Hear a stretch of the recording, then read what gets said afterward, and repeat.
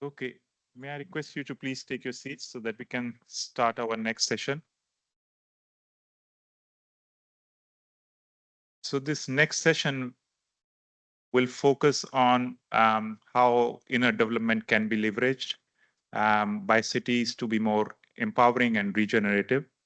And we have Jamie from Inner Development Goal, who will be moderating this panel discussion. But before inviting Jamie, I would like to invite Massamba to give the opening remarks. Massamba, you have the floor.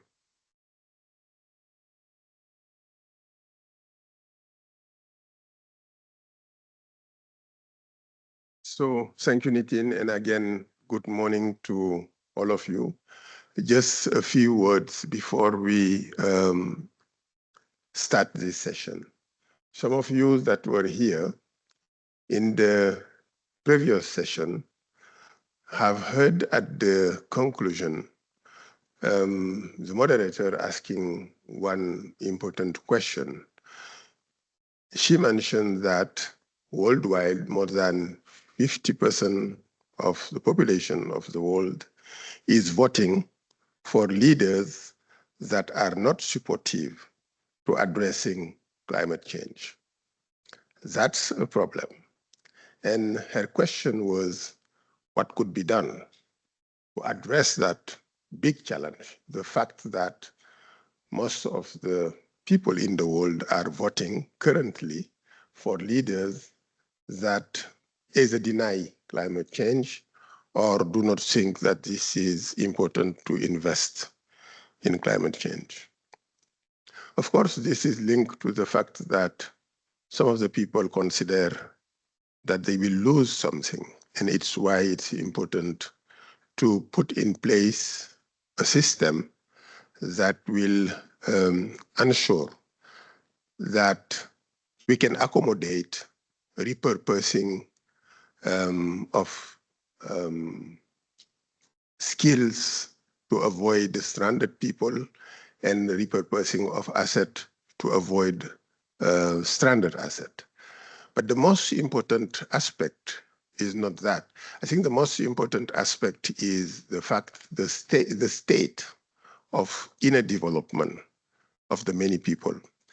I always say that the climate change crisis is a spirituality crisis. And this is why I'm really pleased to see that today we have a session that is exploring how inner development, outer action can be integrated to serve system change. We will have a very interesting panel to run this first of its kind event at COP, where these two dimensions, inner development and outer action for system change, are considered together. So I will hand over to Jamie, who will be moderating this panel to call the different panelists and to start this discussion. Jamie, you have the floor. Thank you so much, Massamba. Yeah, please do hang around because we'd love to have some reflections from you after we hear from our esteemed speakers today. So my name is Jamie Bristow. I am a policy advisor, a researcher and a writer, and I've worked for most of the last 10 years looking at the application of inner development in policy and in politics. I currently lead on public narrative and policy development for the Inner Development Goals, which is an initiative that you'll hear a bit more about from my colleague, Erik, who will be one of our panelists today. And so, as Massamba said, this is a historic first discussion about the application of inner development to sustainability and climate change. Hopefully the second discussion won't clash with the opening plenary and we'll have a few more people in the room. But congratulations and thank you for spending your time here for this, this historic first. And it's important to note that our panel isn't especially geographically diverse today. It came together at relatively last minute when we met together at the Inner Development Goals Summit in Stockholm just a few weeks ago. And again, hopefully at future COPs, we'll have more events on this topic with more diverse contributions. And this is especially important because lots of the leadership on inner development comes from parts of the world not represented here today.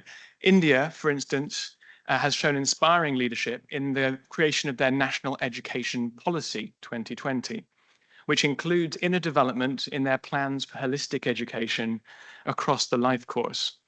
And inner development has a central place within many indigenous wisdom traditions, and representatives of those traditions have brought those ideas and those framings to COP over the years, often in the frame of spirituality and implicit in other types of events. But this is the first to focus on it explicitly and in this frame.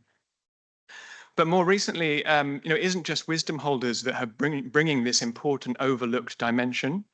There have also been sustainability scientists now studying how psychology and culture interact with the external systems of the world for over 10 years. And they have now done reviews and analyses of different approaches individually and collectively to making a difference. In fact, the IPCC reports of 2022 talked about inner transitions towards sustainability for the first time, mentioning individual and community level inner development approaches, specifically mentioning approaches like meditation and yoga. And I was really happy to see that the UN 2.0 initiative includes within its three main thrusts behavioral science. And so it's central within its program of renewal. These changes are well overdue, because if we ignore the inner dimensions of the systems transformation that we need to see, we're blind to half of the system that we're trying to intervene upon. We'll miss half the problem. We'll ignore half the potential solutions, or more likely, the integrated solutions that we need. As such, the development of our technologies and policy instruments has outstripped the development of our mindsets, our values, our capacities to self-regulate, to build resilience, and to work together to address our collective action problem. In the language of complexity thinking, we have until recently largely attempted to solve climate change as a simply material or technical problem, when it is actually a complex adaptive challenge, like all the other sustainable development issues. That is, we cannot solve it with our current level of thinking, our methods and understanding. We are implicated in the problem ourselves, and therefore we need to adapt, we need to learn, we need to transform inner and outer. So our methods for addressing collective action problems are part of the problem itself. Implicated is our psychology, our culture, how we think and what capacities we have or don't have for solving challenges. So if you look at the sustainability sciences literature, there are kind of three main interactions, you might say, between climate change and the mind. And when I say mind, I mean this whole mind, heart, body system at individual and collective levels. So the mind is considered as a victim of the climate crisis. And policymakers are often most concerned with how children are becoming the victim of the climate crisis and feeling anxiety. But this is also, what is also studied is how the mind is a barrier to climate action, how it gets in the way of our best interests and our best intentions. More deeper still, the mind is understood as a driver, an ultimate driver of the climate crisis. Because as Massamba has already said, beneath the climate crisis, there's perhaps a spirituality crisis, or a crisis of disconnection, or a behavioral crisis. There are different ways of talking about it, but they all point to the fact that there's a deeper issue at play, and the amount of carbon and methane in the atmosphere is but a symptom of that deeper crisis. And so sustainability thinkers talk about this as being a deep leverage point for change. It's difficult to intervene at the level of mindsets and culture and psychology. But if you do manage to shift that, that's where the big system changes can happen. A deep leverage point for change. And there are also three important areas to think about when we think about inner development and the shifts that we need to see. And we have an expert speaker on the panel today for each of these three areas. And then we'll have another couple of speakers who will be talking about some of the nuances and applications, hopefully offering practical examples of how this is already being used with governments, businesses, and other institutions. So the first of these three areas is a shift in mindsets and worldviews. Often, indigenous wisdom holders speak to this area. We need to interrogate or live more in line with, often, our deeper values. And we need to explore how our identities and our ways of seeing the world are causing problems. One of the main dimensions here is whether we have egocentric worldviews, human-centric worldviews, or life-centric worldviews. And they're represented in different cultures around the world, and there's a way in which these can shift over time. And sustainability researchers see that as one of the most fundamental things that needs to change. Phoebe will be speaking a little bit more about that in a moment. We then need to develop, the second area is developing wholesome inner qualities, skills, and capacities. These are things like complexity thinking, being able to understand and see the system on behalf of leaders and also citizens, but also care, compassion, self-awareness, mobilization skills, courage, perseverance. These are things that will help us work together to address our predicament. And the third area, some experts talk about as being interpersonal neurobiology. This is how our nervous systems, our bodies respond to threat, are locked into those threat responses by trauma patterns at individual and collective levels.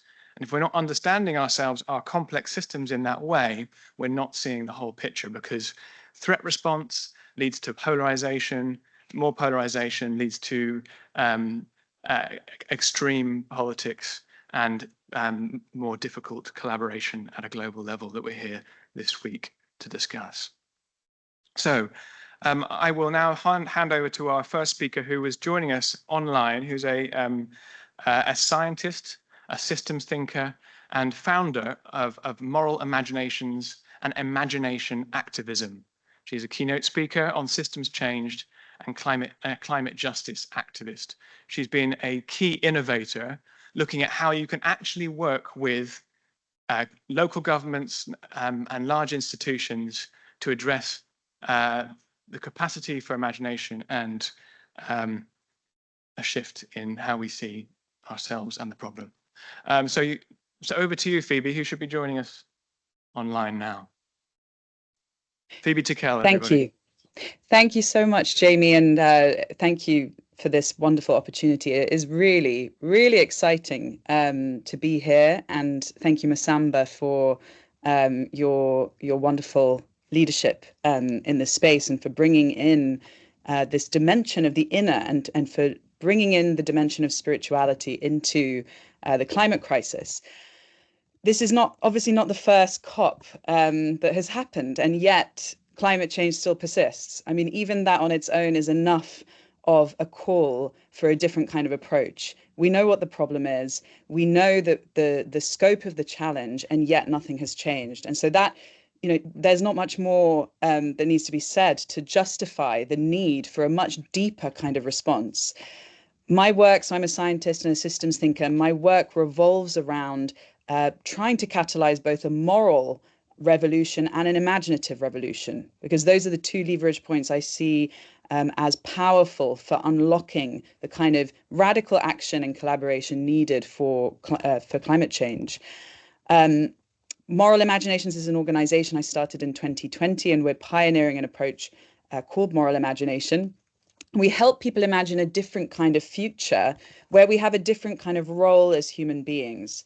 And so we both help people stretch their imaginative capacity for what the future could look like if we actually entangled our joy with the joy and the survival of future generations and the more than human world. And so within this, there's both a mindset shift necessary, and there's also a worldview shift necessary. So mindset is a it's a term that was really popularized by Carol Dweck with her book on mindset in 2006, and it's gained a lot more momentum since then. The term is being used kind of exponentially more in these last almost 20 years. And so mindset is really about our beliefs and attitudes around our behaviors. She talks about a fixed mindset or a growth mindset. So that's about really believing that we can change the way that we behave, which is obviously key to tackling the climate crisis. And imagination can help unlock this. You can help unlock a sense of agency, a sense of being able to act and play a role, and a belief that humans are not fixed in their capacity to respond and their capacity to change. And we're going to have to change a lot if we're going to tackle these huge challenges. Worldview is also deeply key, a shift in worldview. And as Jamie mentioned, Indigenous leaders, there are worldviews which have been designed through culture, through thousands of years of culture, to ensure that human beings have a sustainable relationship to the planet that sustains them. And so this is what moral imagination is all about. It's about shifting the view of a human from focusing on being a consumer. A lot of the kind of culture that our white modern day kind of Western cultures have imbued are actually part of the crisis. They're driving the destruction of our natural community and each other as well, looking at polarization and those sorts of deeper issues too. Final minute I'll just spend talking a little bit about these practical projects, that just to illustrate that this is a movement that is gaining momentum within the mainstream. This is no longer just a kind of fringe group of people talking about spirituality or inner change. Spiritual traditions have obviously talked about this for thousands of years, but we have been delighted to work with government here in the UK, working with DEFRA, the Department for Environment, Farming and Rural Affairs, to bring a more than human-centric worldview into the way that policy is made. We've had the pleasure of working with local councils, such as Camden Council here in London, where the council embedded the question, what if we considered future generations in every decision we made at the heart of the council? So it's a huge shift in both mindset and worldview. And then we work together with Camden Council to implement these sorts of changes in their policy-making apparatus, their strategy and their design. And then you also see corporates such as IKEA starting to also get involved and see that leadership as a corporate into 2024 requires that you actually expand the walls of the corporation beyond the corporation. You cannot, in this modern day, say, as a company, as an organization, here is the boundary around our responsibility. This crisis is going to take responsibility on a huge collective scale, and we all need to roll up our sleeves and get involved. So that has been fantastic too, working with IKEA leaders to consider future generations and the natural world as part of their stakeholders, just like an investor or a human stakeholder. So I'm going to wrap up there because I think I'm around 5 minutes. So thank you very, very much for the opportunity to contribute to this timely and very exciting discussion to be having at the start of COP. And a big thank you to Massamba and his team, and to Jamie for bringing us together. Thank you very much to Phoebe there, joining us from the UK. And we're going to go now to our second panelist, also online, Erik Fernholm. So Erik is a keynote speaker on inner development for outer change. He's the co-founder of the Inner Development Goals project that I work with. He's the founder also of the 29K Foundation and is the chair of the Escoret Foundation. And Erik is going to introduce the inner development goals and that second area of applications that I mentioned. So over to you, Erik. Welcome. Thank you, Jamie. And thank you all for hosting this and for having me here. Special thank you to you, Massamba.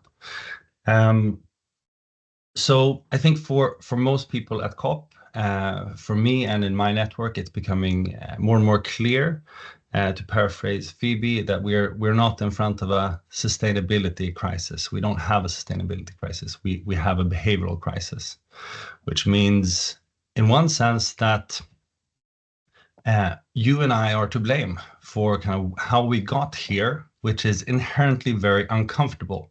And I would say that this may be the kind of first entry point to seeing that even just facing the sustainability crisis or behavioral crisis that we have in front of us right now is inherently an emotional process. And if I can't hold those negative emotions, if I don't even have that negative capacity, I can't process this. I will try to defend my position or excuse myself for continuing in the status quo. So just by reframing the challenges that we have to say that they're actually behavioral driven, it is driven by our individual and collective behaviors all throughout the planet. It's a tough pill to swallow, but it also is a hopeful one, because on the other end of that, it means that we have so many more leverage points to actually intervene and interject into this system, because nobody wakes up in the morning wanting to have these externalities that we're seeing, that we're losing 1 to 2 species a day, that all of us have microplastics in our brain, PFAS. I mean, this is not a state of the world that anyone is proud of. And that also, for me, is another kind of leverage point into this, to see that nobody wants this. This is not what any human wakes up in the morning wanting to have, which also tells us something about what it means to be human.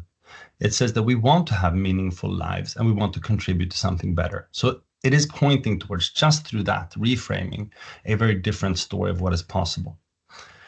So the inner development goals is standing on this kind of core observation that we are causing these challenges that we're facing, that they are adaptive, and that just like the UN did for the SDGs, mapping the complexity, we need another map, which is saying what are the inner development, what are the inner capacities and inner skills and inner perspectives that are needed for us to take in the situation that we're in emotionally, process it, make sense of it. So through systems thinking, through perspective seeking, etc., and then collectively and individually act on these very complex systems. Because the more you see of a system, the less agentic you may feel. You may even start to tip into nihilism because it all feels so big. And who am I? I'm just this, leader at IKEA or this government politician or what it may be. But the issue there is that there is deep hope to be found in collective action and collective sense making, where we feel that we're part of something that is healthy and that is well grounded in what it means to be human. So what the IDGs did a couple of years back was to actually ask thousands of researchers and experts around the planet, what are the skills and capacities needed for us to actually reach the SDGs and to solve really complex challenges. And what we found was 23 skills categorized in 5 different dimensions. So from being to thinking, relating, etc. And what has happened is that this framework has become a meaningful map that is spread throughout the world, governments, institutions, organizations such like IKEA, which is a new way of leveraging the inner dimension to say, partly, yes, we are causing these issues that we're facing, but also these are all skills, 23 skills that can be built through developmental programs that we know actually build the capacity to see systems, to care for the whole, so that we can really get out of this trap where if every agent in the system today in the world is acting for their own gain and acting for their own self-interest and what is comfortable, that's actually the cause of the problem.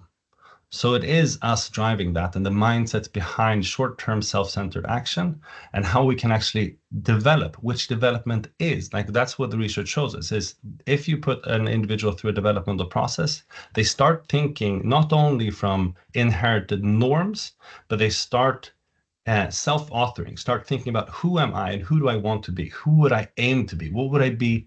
Like if I lived my life in a way that would make me proud and make my kids proud, how would that be? What type of decision making and action would that lead to? And when you start doing this at scale, developing these capacities, you start seeing that the system actually acts in a different way. So there are programs that have evidence behind them, evidence-based tools that really drive these types of development, and that we also see drive action for the wholeness of the system. And what we're working for in the inner development goals is emphasizing them and then to spread them to larger scale deployment throughout the world. So I want to end there, but thank you so much for having this conversation. It's one of the most important leverage points I think that we can have right now. Over to you, Jamie. Thank you, Erik. Yes, and the Inner Development Goals Initiative has been working with governments across the world, Netherlands, Albania, Costa Rica, and in the United States, and experts from different federal agencies. So there's a way in which that framework has enabled a global conversation and a language that can work across very different contexts.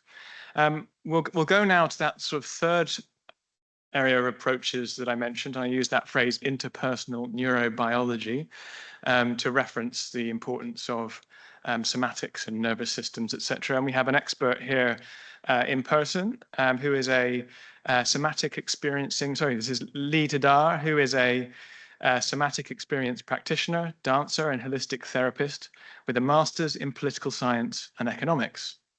Known as a bridge person, Lee brings together worlds, genders, and cultures. Having lived extensively in Brazil and Mozambique, she draws on these experiences to foster a stronger sense of shared humanity and connection. So over to you, Lee. Welcome. Oh, thank you very much. And I was invited here by Massamba because we were having some really interesting conversations at the Inner Development Goal, where I was working as emotional support for the speakers and for the people who are participating. Because if we are holding conflict, we need to be able to hold also that conflict within us. It takes a lot of emotional capacity, right, to be able to face the crisis that we are in. And I told Massamba that actually nowadays I work with this from a science perspective and research perspective when it comes to nervous system regulation, understanding our fight and flight and freeze responses in our bodies. But I learned to regulate when I was living in Mozambique. And how I learned that is because when we move into other cultures, especially non-Western, other indigenous cultures, they have this natural way of seeing the person in front of them first. And there's so many initiatives that we do in the world where we come with our mind first and we come in and we say, I have this idea, don't you see the crisis? We have to act like this and we have to do like that. And people are seeing like, who is that? Why should I follow them?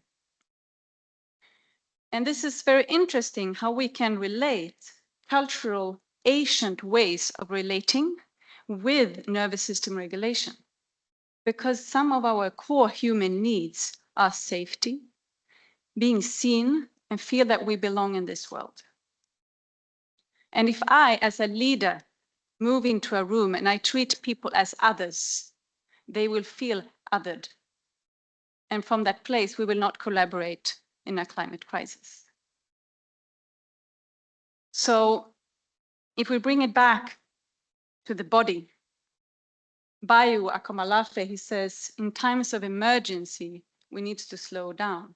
And he criticizes the Western way of thinking where nature is below the humans, right?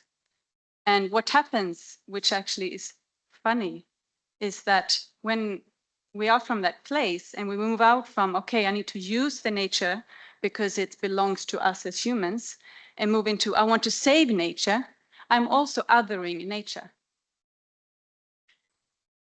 So when I become the savior, it's just like I'm trying to save another country. It's like I become the savior and I can't become the savior of the planet either. So bringing it again to nervous system regulation, when I'm in threat response, then I'm in tunnel vision. You can see a child that is looking for its parents desperately. And then you compare that with a child who's open and curious of the world. We are curious when we are safe, and then we see other people. And in cultures where the body has been present for centuries, where dancing, where rhythm, where singing, and these traditions have been kept, you can notice that there are a bigger resilience when it comes to terms of stress, because you can't wait to be happy. You can't wait to feel good after the crisis is over, because there will always be problems to tackle. So in these times here, I also want to bring this not to how should we tell other people to do this, but how can I start with myself? How do I see the people around me? And can I slow down in at times of real emergency, take a breath and collaborate and say, let's do this together. So yeah, these are my thoughts for now. And I'm looking forward to bring this together also with these thoughts of the mindset shift that we need and how we can bring that into the body as well. Thank you. Thank you, Lee. We'll come back to our speakers with an extra question in a moment, but you're also speaking at another event at 1:30, is that right? In a nearby event room. Okay, so next up we have another online presenter, Dina Benninger. So Dina is a systems transformation architect, a brand and business innovation strategist, and transformation artist. She's the founder and CEO of Charisma Nova, founder of the UN11th.com and residentproject.earth websites. She's executive director of strategic partnerships and alliances at Aloha's Regenerative Foundation. And she'll be joining us now, Dina, to talk about how we can look at inner development, not just on an individual basis, but work in groups and organizations with sort of scalable, accessible practices. Welcome, Dina. Hello, and thank you for having me in this first conversation on this level on this topic worldwide. And I think it's really so important that we are having it right now at the COP29 to bring in these two dimensions together, the outer development and the inner development.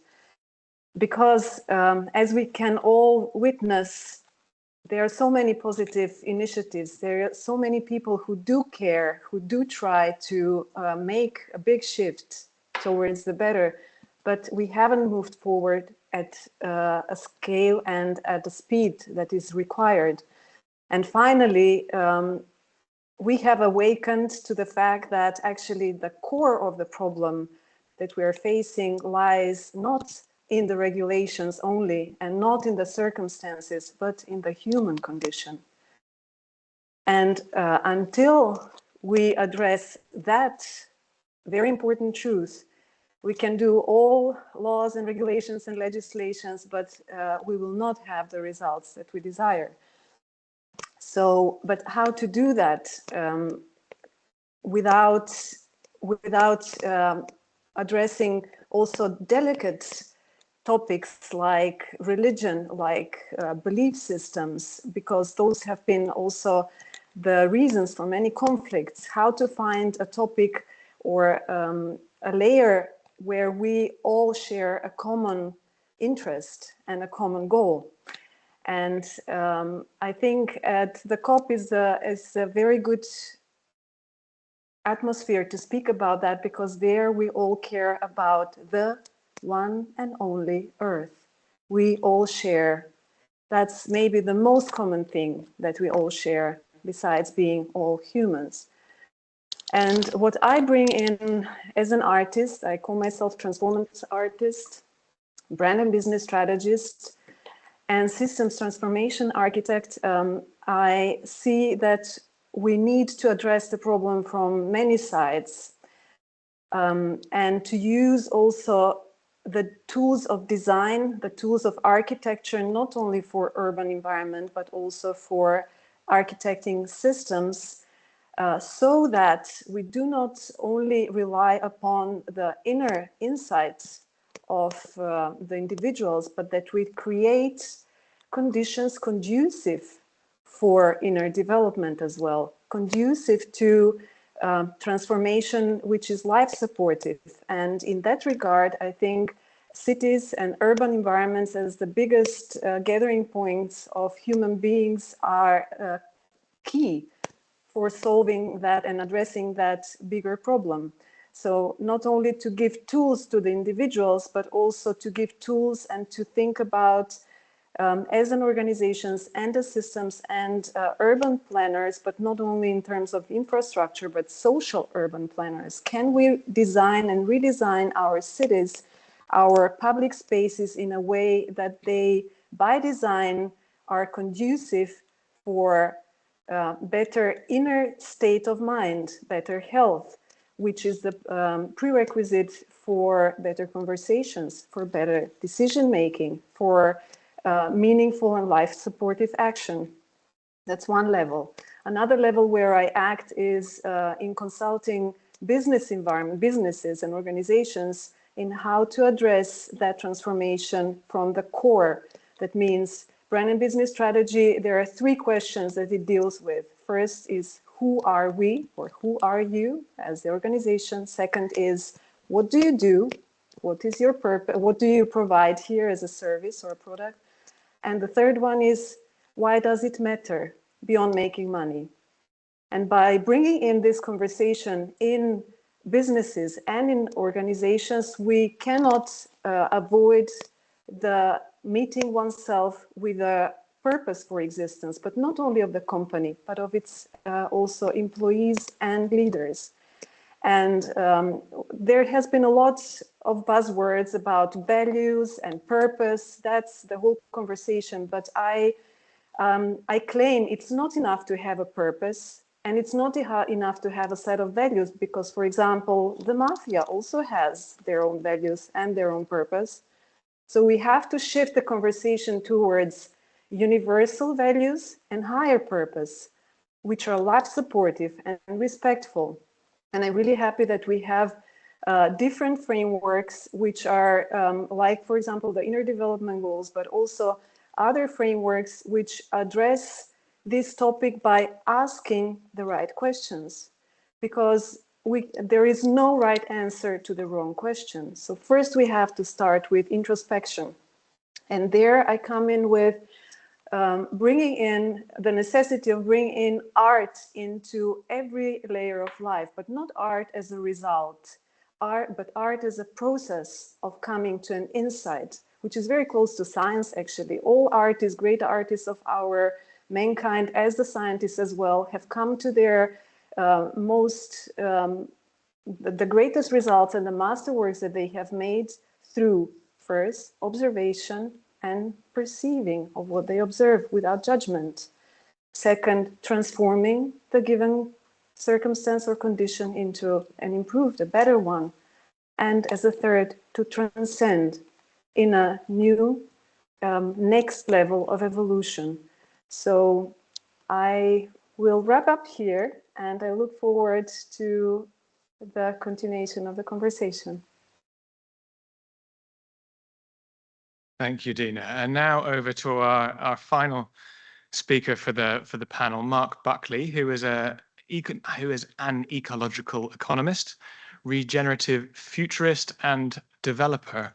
Mark has been working at the city level with integrating inner and outer transformation, and I hope he's going to give us some practical examples of some of his work. So over to you, Mark.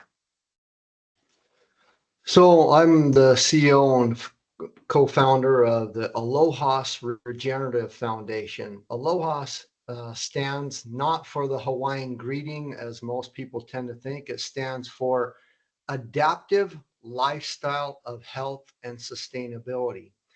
And that is an evolutionary process. And so what the foundation does is transformations that get human beings to evolve into the future of how life on Earth should be.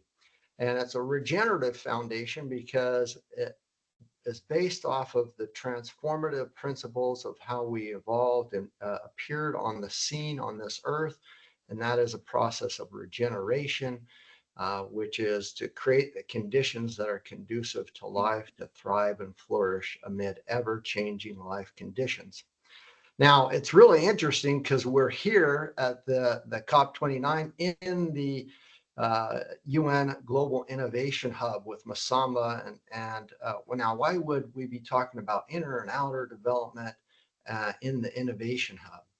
The answer is we have never transformed from one epoch or era or evolved without innovation. The pneumatic tire, the steam engine, the printing press, the computer, going to outer space, all those innovations or general purpose technologies are what have transformed humanity before. And then we're also talking a lot about systems. And the complexity of systems. I'm also a systems scientist, and the issue with systems is, yeah, it's hard to understand. We get lost, we get muddled, but most of the systems of life are autonomous. We don't even need to think about them. The point where we run into problems is when we use reductionism of human beings, mechanization, silos, and linear thinking to reduce humanity and life down to the lowest common denominator, put it in a box or in a silo, and then think that we can transform or evolve to a new age or epoch. And so it's not necessarily that we need to worry or have issues with complexity science and system science and that way of thinking, but we need to stop using those models of reductionism and mechanization when it comes to the natural world. The foundation does these large transformations, and it's very fitting with the inner and outer development goals. They are one, they're not separate, they are belonging together, and they are always inseparable. And we tend to think that maybe one day we do the inner development goals and the other day we're doing the outer development goals, the sustainable development goals, but there is no separating them. They are the same 24/7, 365 days a year. And it is really this look at also kind of what we see in Darwinism. We misunderstood natural selection, survival of the fittest, only the strong survive, severe competition. What Darwin meant was not severe competition, only the strong survive, and natural selection. The world does not work in competition against itself. The way the world works is in collaboration and in cooperation, and using those technologies and those visions that solve human suffering, that create the conditions conducive to life and solve our global grand challenges through coming together and collaborating together.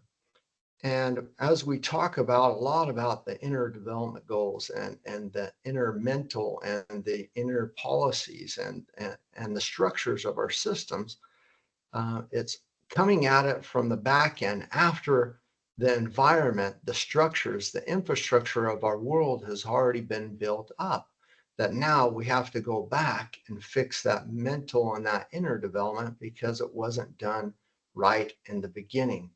I want to give you an example, the way life works. And when we talk about development, inner development or outer development or the sustainable development goals, what that really is evolution. It's not just the built environment and how we live, it's evolution on how we live life. And it's really important to understand we need to have that process be a living system and one that keeps pace with the living world, our earth and humanity, not that's playing catch up continually trying to evolve and build up the environment that the humans need as we're evolving into the future. And that's where a lot of these conundrums come in that we're trying to change and to show that we honor the inner development and we honor the outer development, but we need to not just continue putting band-aids onto the future. One example that I want to give you is that in our world today, we have this category of what we call early learners. They're kindergarten, preschool, first grade, second grade, and third grade. Those 5 grades are the early learners. And in our world today, at 8+ billion people, we would need to build 66,000 classrooms just to accommodate those early learners just getting into the education system, just starting out in school. Today around the world, we don't even build 100 classrooms every month, let alone 66,000 every week. And that means we're far behind. And I only talked about the early learners. I didn't talk about hospitals, mental health, psychological health. I didn't talk about infrastructures and keeping pace with the way humans are evolving. And so it's a huge problem that affects both. So as we're evolving, as we're growing, we need to really address those complex things and how we go forward. And so what we do is really get deep into how in our bad current systems with everything that's going on, how do we still keep pace with the development of our world? How do we be future fit to create those systems and those policies in the built environment so that we will be able to solve the problems and do that? And that's we use a lot of innovation, we use a lot of technology, and we use a lot of forward thinking that when you do development, inner or outer, you can do it in an innovative way with using the technologies and skills that we have today, but not that harm human beings or our environment in the process. You can do it that create the conditions that are conducive to life.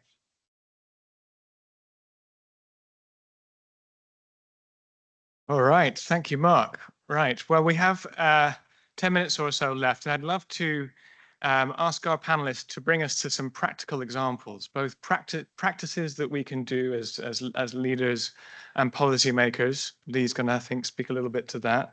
But first, let's turn to Phoebe, Tickell again, to offer some examples of how moral imaginations as an approach and the other projects she's involved in have been used with groups of policymakers and other organizations. So give us a sense of what it is that can actually be done in this territory. So back over to you, Phoebe. Thank you, Jamie, and thank you for all of the panelists for kind of putting out the landscape of what we're talking about. So, really quickly, because I know we're pressed for time, when you think about how do you intervene to shift worldviews and to change the inner landscapes of people within organizations, within government, within, schools, there's a mix of giving people practical tools. It's really important that people, a lot of people can understand this stuff on the level of the thinking and the ethos, but then they go back into their working lives, into their meetings, into the day-to-day life of, say, a council officer who's working on the front line of a local council and who just doesn't have time to consider this kind of shift on a large scale. So what my organization has been trying to do and has been testing and prototyping, and so delighted to work and partner with local councils here in London and with government, is to work with them to actually work out what are the practical tools that you can take into, say, a meeting. So what's a 1-minute tool, a tool that takes 1 minute, a tool that takes 10 minutes? What about if you've got an hour-long or a 2-hour-long strategy meeting? So we give people a toolkit of questions that they can ask, short exercises. So just to give you some practical examples, the question I mentioned before was bringing in the future generation question of, have we asked, what a 7th generation human being would say about this decision? And so within Camden Council, we worked with them to integrate this into the leadership and into the strategy and design team so that they would be constantly asking this question. They have started to bring in, so we trained 30 council officers as what we call imagination activists. These are kind of ambassadors of moral imagination. And so they are trained to enter meetings within the council to bring the perspective of a 7th generation human. I'm not saying that we can, predict the future, or everybody doesn't have to get a theatre or an acting degree to do this. They can just go in with their moral imagination, a capacity that we all have as human beings, meetings and start asking these difficult questions that help shift people out of those the norms and the sort of business as usual decisions.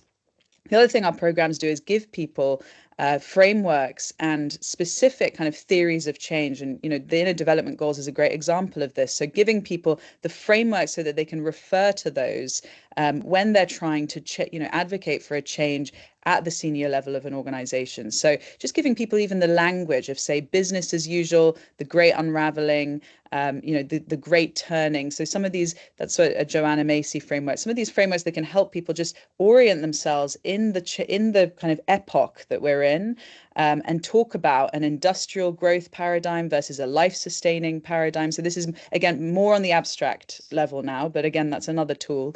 And the last thing I think is important to talk about practically is when we go into an organization, or when we worked with DEFRA and Policy Lab here in the UK, a really important intervention point is actually putting people into communities of practice. Because what we hear again and again from the participants in our programs is that what we hear back from them is what you're doing as Moral Imaginations is giving me the courage to stand up and speak from my deepest knowing of what is right and wrong.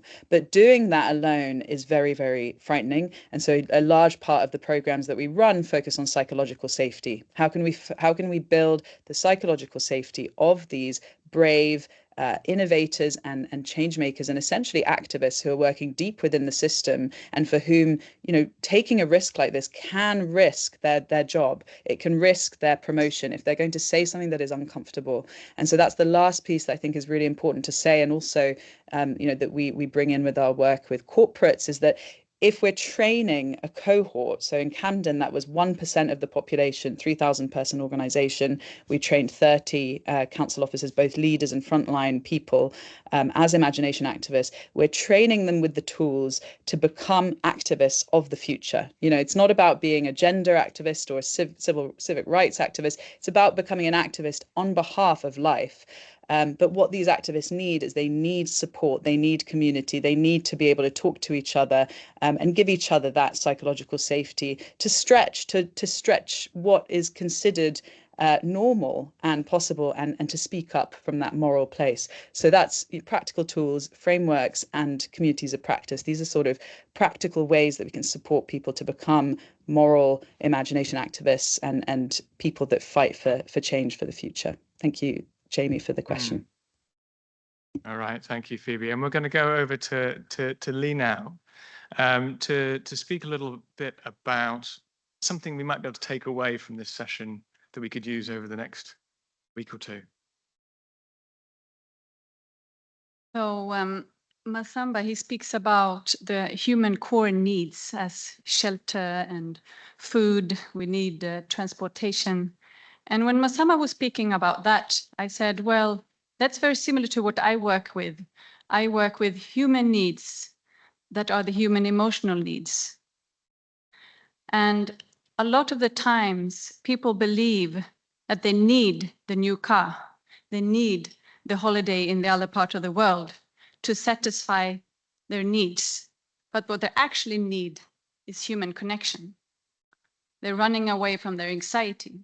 A lot of the consumerism is running away from ourselves.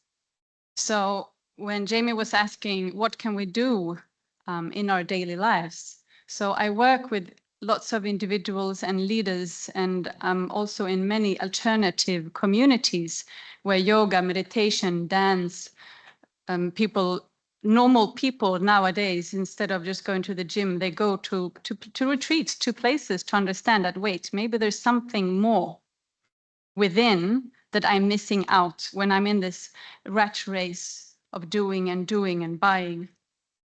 And what people discover in the meetings with others, in the meditations, when going into the body, is that they meet their deepest fear of being lonely.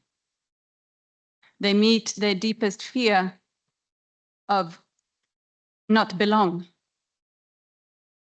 And sometimes that is the fear, and not that the climate will destroy our planet. And when people then feel seen and met in that fear, and they reconnect, they realize, maybe I can do something about this. then suddenly they get resilience.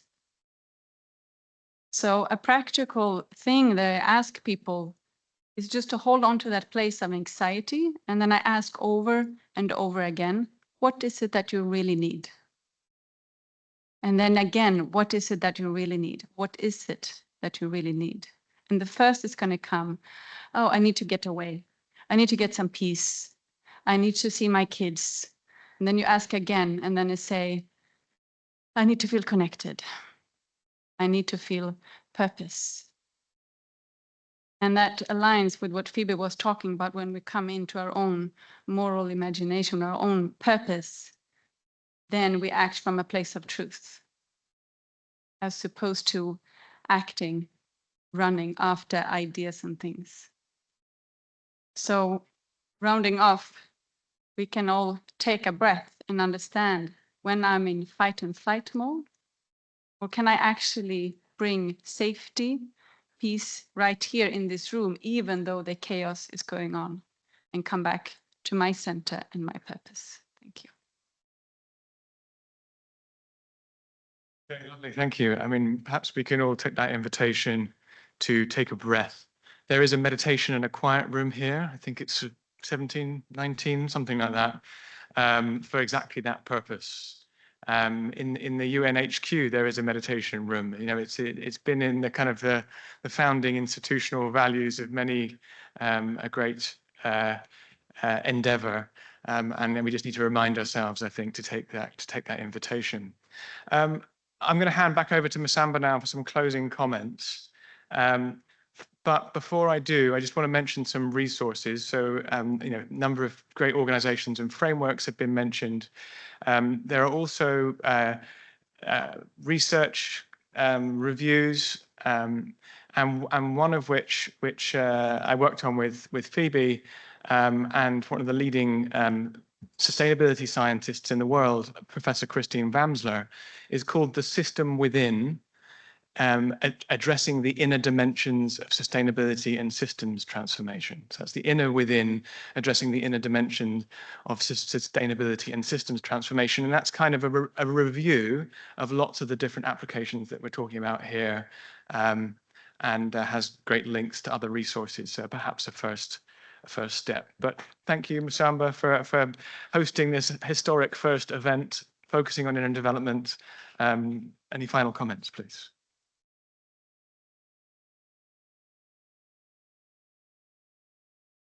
Again, thank you, Jamie, for the moderation, and thank you to all our panelists for this excellent contribution.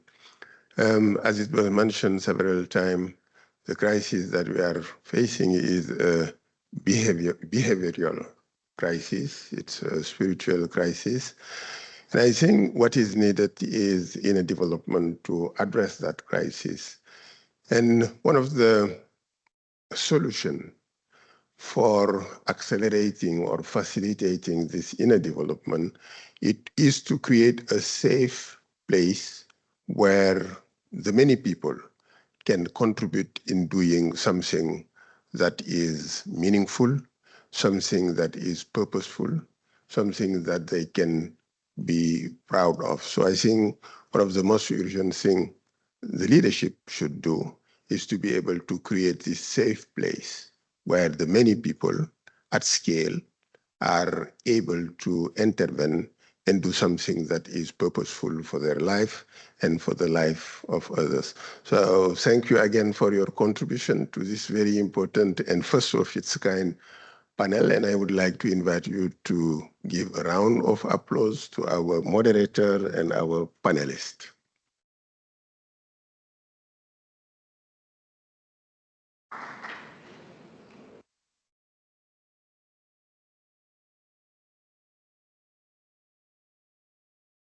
People is at our website, and most of the people look at this after the problem is the first day we are.